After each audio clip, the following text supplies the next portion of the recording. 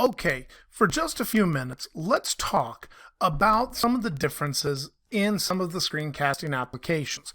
Thus far, I have shown you Screencasteromatic, and I've been using Screencastify. So I've been using two of these screencasting programs in tandem so that I could use one to record the other. But let's talk about some of the options that are available. Quick search at Google brings us to Screencast Options. And what you will find is Camtasia, ScreenFlow, Screencastomatic, Screencastify, OBS, PowerSoft, and then there are some others. But the reality of all of these programs is each of them has advantages and disadvantages.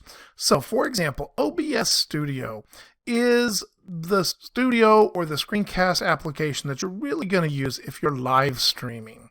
Live streaming options, features, integrations with Twitch, etc. That's where OBS Studio really comes into its own.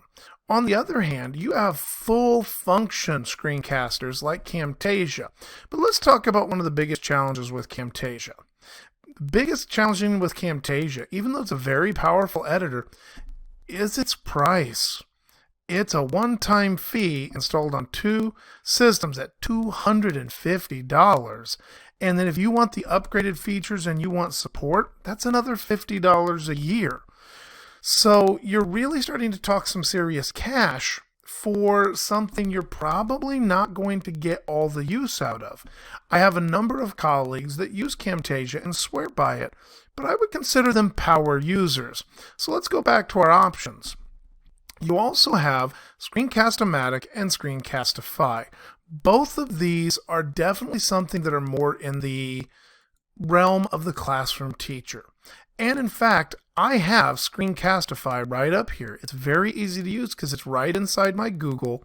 You click the little red arrow, you choose which options you want to have, which microphones, which cameras, etc., and you hit record. There's also options for using drawing tools and things like that in Screencastify. Now you'll notice I have the unlimited option because, well, I use it a lot. In fact, almost all of my screencasts are done using Screencastify. But the only reason that is because I started with them. It is very easy to use, and I keep it pretty simple. I have other programs when I want to do something more than just a straight screencast. The best way to think about Screencastify is, do I want it perfect or do I want it Tuesday? It is not as powerful, but it's very easy to use. Click, check, click, and you're off and running. And it can be posted to YouTube, Google Drive, but if you want to be able to download that information, you're going to have to pay the upcharge. So very bare bones. There's also some editing capabilities in Screencastify if you step up, and that's okay. But let's talk pricing. Well, it's free and forever. But it's limited to 5-minute recordings. It is allowing you to trim the front and back of the videos, and there are some basic pieces of the puzzle that are easy to use, but it's not very powerful. For $49, you can step up, and now you can merge multiple video clips, crop the recording, so change the size. You get support. You now get the ability to put information over top of those clips. Could be really useful and worthwhile, especially when we show those education discounts, and $50 turns into $30. It is per year, but folks, if you do almost any screencasting at all, I highly recommend this as an investment in your classroom. Many of you may be able to get by here, especially for things like basic directions or introduction videos or students making short presentations. Those are good options, but the time frame here really starts to make this a positive choice. And if your district wishes to make it broad, then you can really put together a menu of choices. Good program, very basic. If you want something that's a little bit more three bears, something that is more just right, then we can start taking a look at Screencastomatic. And Screencastomatic also has a totally free version. Okay, and so the totally free version has so much available to you. But if you go to something that is only $1.65 a month, Now you pick up the recording features, but now you also get to do editing features. You get to add components to it. You get to move clips around. You get moved out beyond how long you can record for.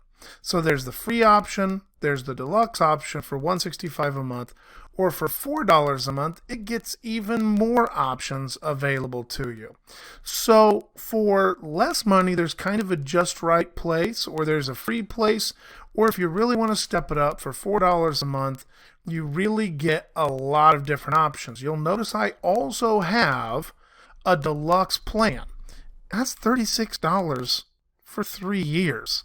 So very inexpensive. You want to spend $12 a year in your classroom? This is the one to go with.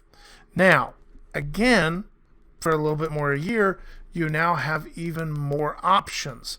So when we start talking about which one of these do you want to use or not use, it all depends on what you want to do with it. My very much suggestion would be start with Screencasterify, very basic, very free, or Screencastomatic, very basic, very free.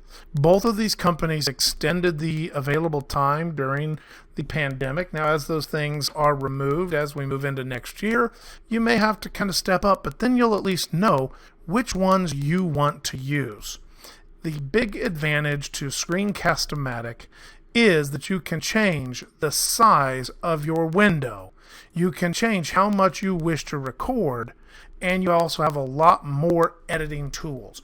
I've worked with both of these companies, both in my classroom and beyond my classroom, and they're both great companies for really good price. You're going to get your use out of them, and all of them go together nicely with Google. So we just wanted to take a second and talk about some of the different screencasting options that are out there.